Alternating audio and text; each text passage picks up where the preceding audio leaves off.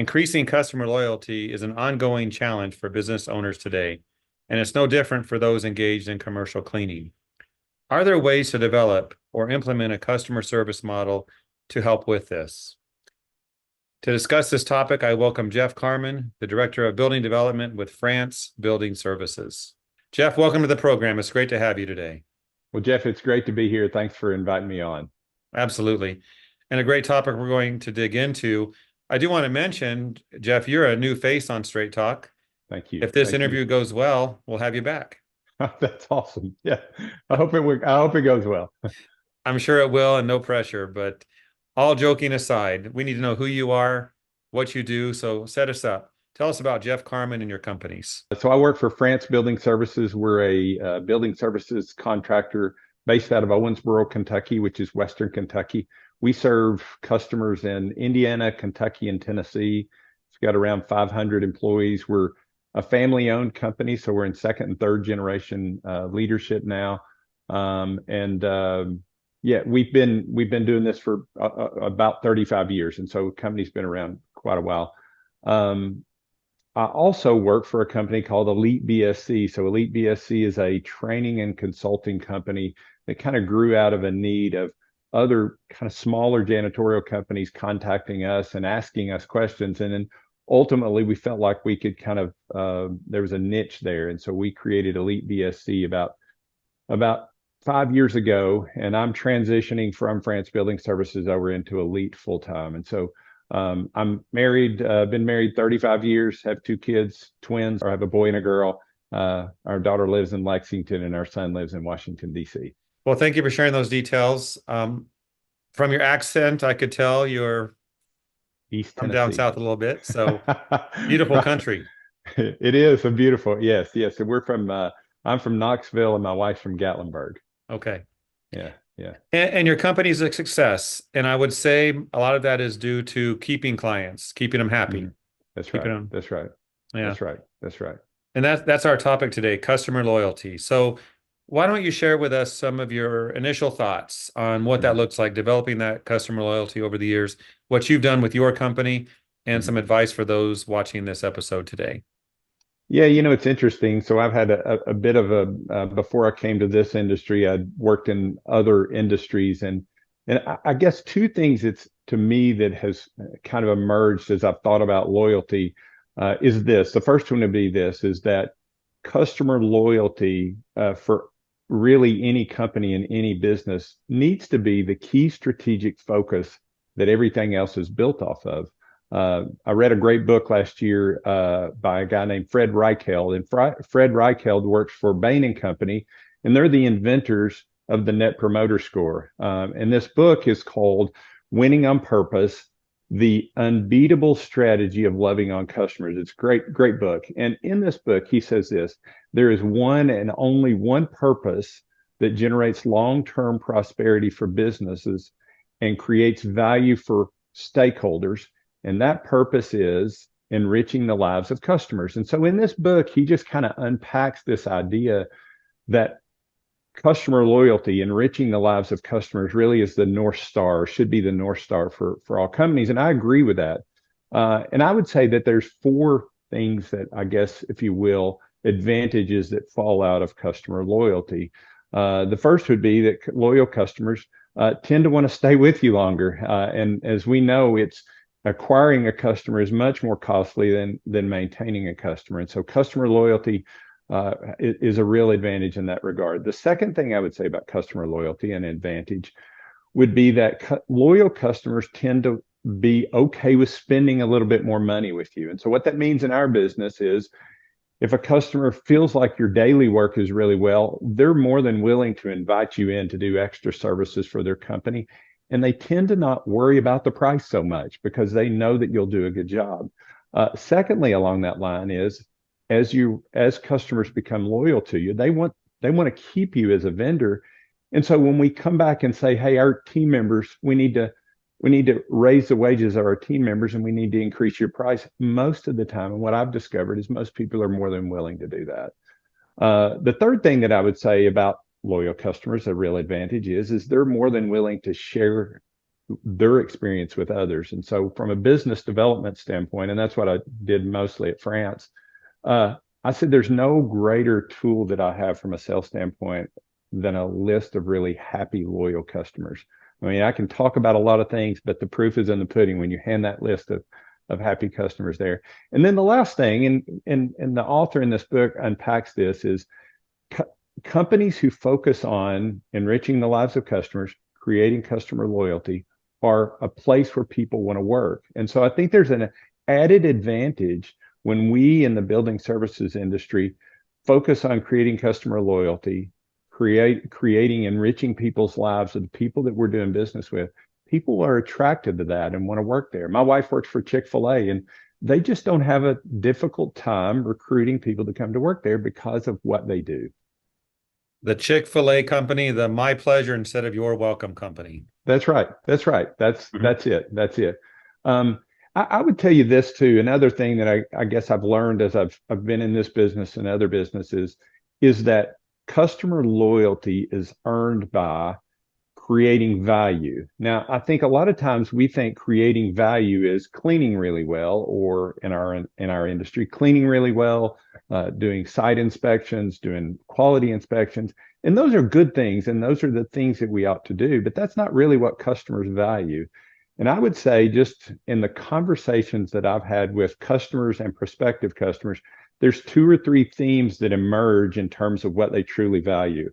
And it kind of goes like this, is when I'm talking to someone, they'll say something like this: I have so much on my plate, I don't have time to deal with the fact that there's no paper in the ladies' restroom. And so I would say they value decreased hassles and increased productivity. And so when we can create systems and processes to do that, I think we win. I think secondly, it's I would call it peace of mind or reduced anxiety. Goes something like this: hey, I just need my cleaning company, to come in here and do what they're supposed to every night so that I can go to my kids' ball game and not have to worry whether they're going to show up and do their work. And then lastly, I would say this is there's this idea of reputational assurance. And that goes like this. And I've had this conversation with people before, and they say, especially say in a medical industry, they'll say, hey, the doctors and nurses here expect this place to be clean. And when it's not, that's a reflection on my decision making, because I'm the person who asked that company to come in here. And so when we can do the kinds of things that solve those problems, man, just loyalty just comes out of that. What I really value is when you touched on what people really want out of a cleaning company. Yeah. When you hire a company to do anything, whether it's a plumber, electrician, or cleaning, you expect the baseline is going to happen. What they say they're going to do is going to happen for you. And you go above and beyond that, you get that loyalty factor, which I know people like to support those that they value. That's right. That's right. And everybody who buys a good or a service is trying to solve a problem. Mhm. And there's lots of things that go into solving problems. But when you can focus on that deeper value is when you really begin to generate loyalty. With all this being said and all this being recognized, I think everyone's going to agree. I can imagine all those watching you when you presented that nodding their heads. Yeah, we need to do that. Sure. Yeah. Then why don't we do it? What are the challenges that companies face today? Where's the breakdown? Yeah, I would call it, in our industry, we could call it whatever we want to. Let's collectively call it the whirlwind. And the whirlwind is this. It's things like team member demands or team member turnover. We've got a lot of turnover in our industry. And so when you're turning a staff that often, it can really it's easy to take your eye off the ball of creating customer loyalty. And so I would say that just the team member demands. I would say there's another one. It's misaligned compensation structures. When we align our compensation structures or our extra compensation structure mostly on financial targets and not on customer loyalty targets, I think we can get some behaviors out of our managers that don't drive towards customer loyalty. And then I think the other is just competition. In our industry, there's a low barrier to entry. You can have just a few dollars together and you've got a cleaning company. And so we're all the time, there's so many companies in our industry, we're all trying to get the same business. And so a competitor can come in and kind of undercut you on price. And so I think all of those things collectively together, we can spend all of our time focusing on those things and not focusing on how are we going to deliver value to the customer. I think those are the key things. Agreed. Agreed. It's sad to see the business owners want a certain thing, but they fail to see how to get there and maintain it. Yeah. Yeah. And I think, when we talk about where are we failing? Where is companies in our industry or really kind of any industry failing in this regard? And I think kind of right off the bat, I think we fail when we miss connecting our mission and our values to customer loyalty. So at Frantz Building Services, our mission is to love and serve well. So what does that look like, loving and serving a customer well, as it relates to what the customer values? I think we also fail when we create processes and systems that aren't necessarily linked to loyalty. And so what I mean by that is putting extra things on our field managers and our cleaners to do that don't actually lead toward customer loyalty. And then I think the other one is we create a lot of KPIs and targets in our industry, and most of them are around financial targets and employee turnover targets.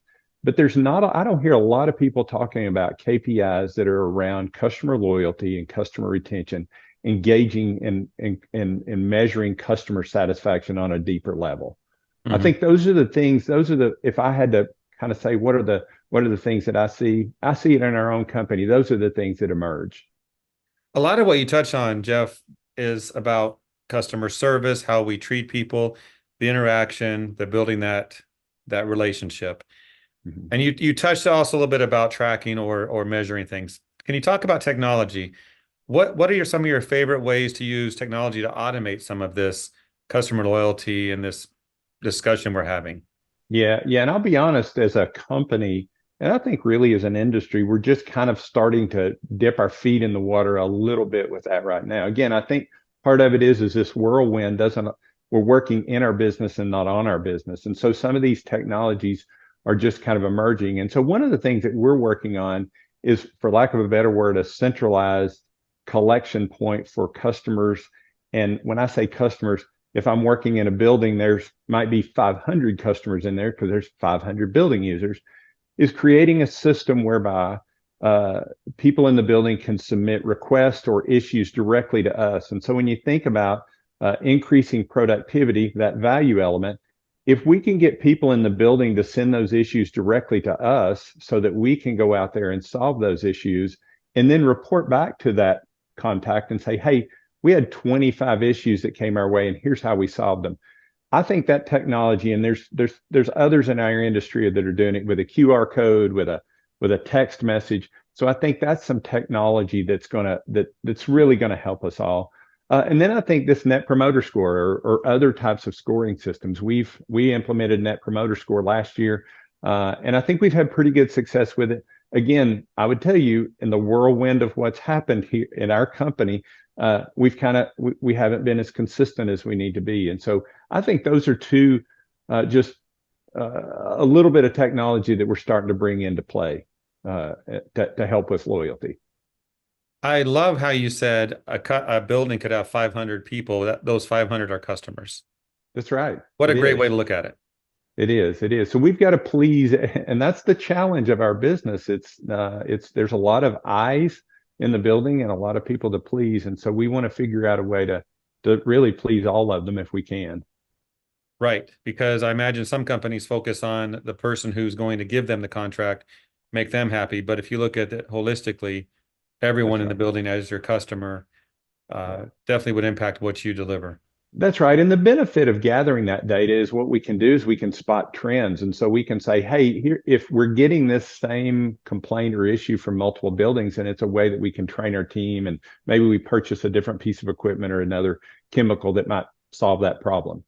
Those watching our program today, Jeff, business owners, high-level Mhm. managers, they care Mhm. about customer loyalty. They get it. Yep. Not everyone maybe in a company does. The technicians, the cleaners out there doing the work. Now, you That's right. talked about paying more. We know that there's incentives. Right.